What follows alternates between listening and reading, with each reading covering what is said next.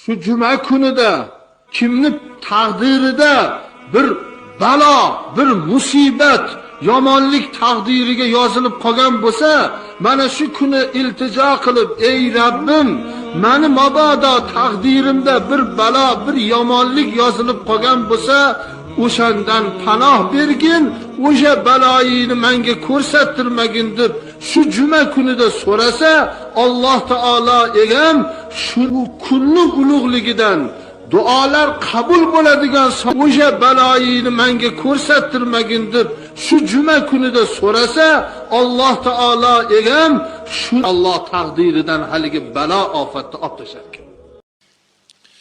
Kimki deyaptilar sarvari olam juma kuni g'usl qilsa, Alloh taolo uni gunohlariga shu g'uslini kafforat qiladi.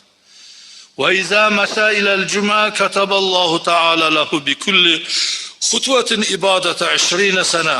Har bitta qo'ygan qadam 20 yillik savobni yozdiradi juma uchun. Juma namozini o'qiyman deb qo'ygan qadamingiz Aba bo'lmang, bu uzoq joyga kelyapman, oxim boboyibga boryapman deb. U qo'ygan qadamingiz mashinani g'ildiragi ham hisob. Alloh taolo 20 yil har bitta qo'ygan qadamga 20 yil ibodatni savobini berar ekan azizlar.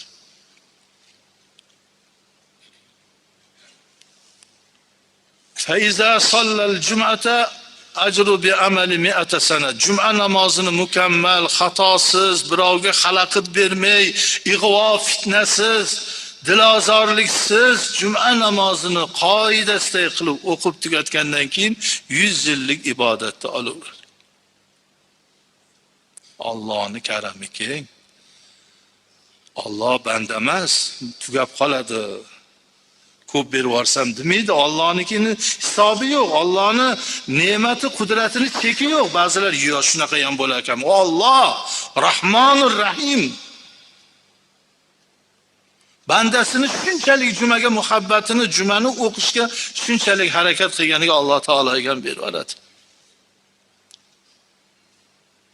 Sa'd ibn al-Musab aytadirkanlar: "Lan usalliya salatal jum'ati ahabbu ilayya min hajjati tatawwu'an." 2 rakat juma namozini o'qimoqligim bekami ko'z qilib, chiroyli qilib menga haj umra hajidan, nafl hajdan suyukliroqdir. Chunki buni Alloh Qur'onda ko'p zikr qilgan. Hadis-i qudusiyada Alloh taolo aytarkan: "Men Muhammad Habibim Muhammad Rasulullohning ummatlariga har oyda 4 ta hajj mabrurni ato qildim." Bu juma kunidagi 2 rakat namoz degan.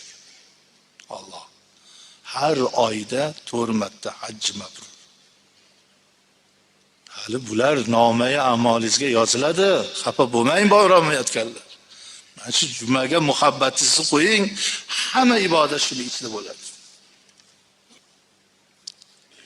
Zubdadil voizindan bir zot aytadilarki, juma kuni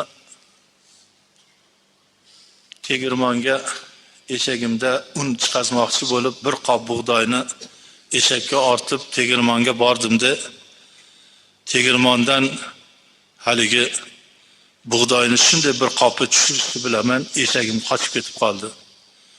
Bir payt qo'shnim baqirib kelib qoldi: "Bugun suvni oladigan galing, bo'lmasam boshqasiga o'tib ketib qoladi. Bor, egatinga suvni olgin. Ertaga ololmaysan, navbating o'tib ketsa. Unni chiqarishim kerak. Eshak qochib ketib qoldi. Qo'shnim do'qib turibdi. Bugun juma-yu. Nima bo'lsa bo'lar dedim-da, masjidga qarab ketib bordim, hammasini tashlab. Juma namozini o'qib, jumadan keyin namoz asrni o'qib, sekin uyga kelsam, uydan nonni hidi kelyapti. Agaratimga qarasam, agarat suvga to'lib ketibdi. Orqamdan eshagim kirib kelyapti. Xotinga aytdim, "Men hali uni qo'shningiz bilmay o'zimniki deb siznikini chiqarib yuboribdi tegirmondan." Noiloj olib kelib tashladi. Suv shunaqangi ko'p keldiki, qo'shningiznikidan toshib bizarnikini ham birato'lasiga ochib yubordi, bizarniki ham sug'orilib qoldi. Ya Rabbim, seni ishingni, seni buyrug'ingni hamisha oldin qo'yaman.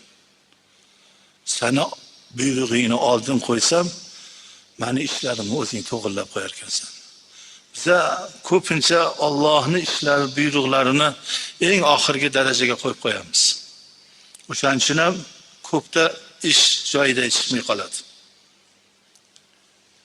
20 minut o'qiydigan namozni 10 minutda ham o'qib olsak deymiz. 5 minutda ham tezroq o'qib qo'ya qolsak deymiz. O'zi bo'lmasam Alloh bilan bir so'zlashish, roz aytish vaqti, buni intizorlik bilan kutib bir 20 daqiqa vaqt ajratib qo'ysak, 24 soat ichida 20 minutdan vaqt ketsa, hech qancha ketmaydi.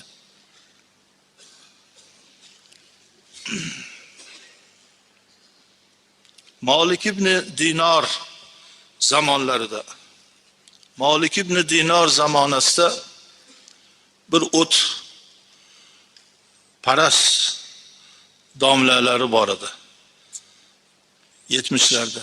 Uni yana 35 ga kirgan ukasi bor edi. Uni tirikchiligi shu o'tga sig'inadiganlarga bu tabarruk o'tdan deb o't berib, uni evaziga qo'y, echki narsa olib shu otash parastlarni domlasi shayxi. Bir kuni ukasi akasiga aytdiki, aka, aqlimni tanigandan beri shu o'tga termilib shunga sig'inamiz. Mana 70 ga kirib qoldingiz. Shuncha yildan beri sig'inasiz. Qo'lingizni o'tga tutingchi-ku, bugun kuymasmikin. Kuydiradi. Shuncha ibodat qilsak ham bu kuydirsa, o't bo'lsa bu nima qiladi? Bu bizning rizqimiz, nasibamiz. Odamlar olib kelib turibdi. Biz o't beryapmiz, bola chaqani boqamiz shunday qilib. Men qilmayman. Men endi o'tga, maxluqqa sig'inmayman. Allohga sig'inaman. Musulmon bo'laman. Islom olamini ko'ryapman. Gado bo'lib qolsa mayli. Kambag'al bo'lsam ham, ochlik qilsa ham men Alloh taologa ibodat qilaman deb, 3 ta bolasini, xotinini olib otashparastlikdan chiqib ketdi. U joydan ketib Malik ibn Dinarning oldiga keldi. Malik ibn Dinar musulmon qildilar. Namoz oyatlarini o'rgatdilar. Ana shu masjidimizda jam bo'lib kelib tur. Jamoatdan pul yig'ib beraman. Men uyalaman. Men pul uchun islomga kirganim yo'q. Menga pul yig'dirtirmang. Yoshman, mehnat qilaman. Lekin birontasi menga pul bermasin, pul yig'ib berishmasin. Allohning oldida men pulli deb islomga kirgan bo'laman dedi, ketdi. Bir xaroba joydan bir kulbani topib, xotin bola chaqasini o'sha yoqqa qo'ydi. Xotinlari aytdi, endi mardikor bozorga chiqib birovga xizmatkor bo'lib ishlang. Bozorga chiqdi, hech kim olmadi ishga. Qarasa, azon aytildi peshinga. Ya Allohning uyiga kirdim dedi. Ishlab, ibodat qilib, xubtonni o'qib kelganda, xotini nima olib keldingiz? Ertaga beraman dedi. Ishlatgan xo'jayinim ertaga pulini beraman dedi, bugun bermadi. Ertasiga yana chiqdi. Ertasiga chiquvdi, yana hech kim bu yoqqa ishga demadi. Yana masjidga kirib namoz o'qib ibodat qildi-da, yana qo'li quruq, o'zini ham qorni och, bolalarim nima yeyapti ekan degan xayollar bilan kirib keldi. Dadasi nima olib keldingiz? Ertaga hammasini bir qilib beraman dedi xo'jayin. 3-kun juma kuni edi, musulmonlar ishlamaydigan kun. Jumaga vahli kirdi-de, Allohim, men uyalaman sendan mol dunyo so'ragan. Lekin bolalarimni qorni och yaratgan ekan.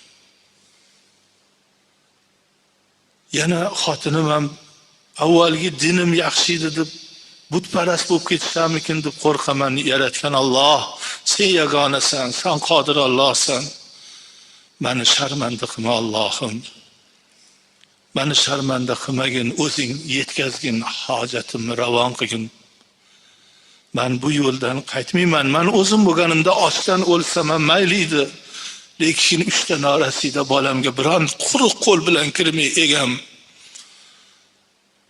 sen hammadan mehribonroq zotsan, o'zingga tavakkal qilganman, o'zingdan so'rayman, bandalaringdan so'ramayman Rabbim dedi. Shu payt o'sha uyiga, xaroba uyiga bir odam taqilladi. Xotini chiqib ochdi. 3 kun eringizni ishlagan mana o haqqi bo'ladi.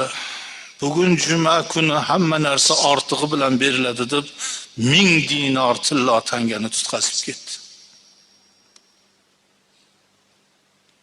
Endi yigit kechasi uyiga kelib, qandoq quruq kiraman endi uyga dedi, dasturmoliga tosh mayda toshlarni soldi de, mana meni topganim deyman de, ertalab bir gap bo'lar. Buni savoldi. Uyga kirsaki, uydan taom, ovqatni hidi kelyotibdi. Bolalar to'palang qilib sho'xlik qilyapti. Qorin to'q bo'lsa bo'ladi sho'xliga. Tinchlikmi? Nima gap? Ha, o'sha ishlagan joyingizda xo'jayingiz bir odamdan pul berib yuboribdi. Qanaqa joy edi? Hali tangasini almashtirgani zargarga borsam, zargar ham 1 soat tomosha qildi, bunaqa tillo tangani umrimda ko'rmaganman deb bir qancha pulga almashtirib berdi. Alloh haq jallala, Parvardigor haq. So'rovni kelishtirib olmaymiz. Tavakkalni eplolmaymiz. O'zi go'zal, o'zi mehribon. Biz faqat qochamiz. Chin ko'ngildan berilib egam demaymiz.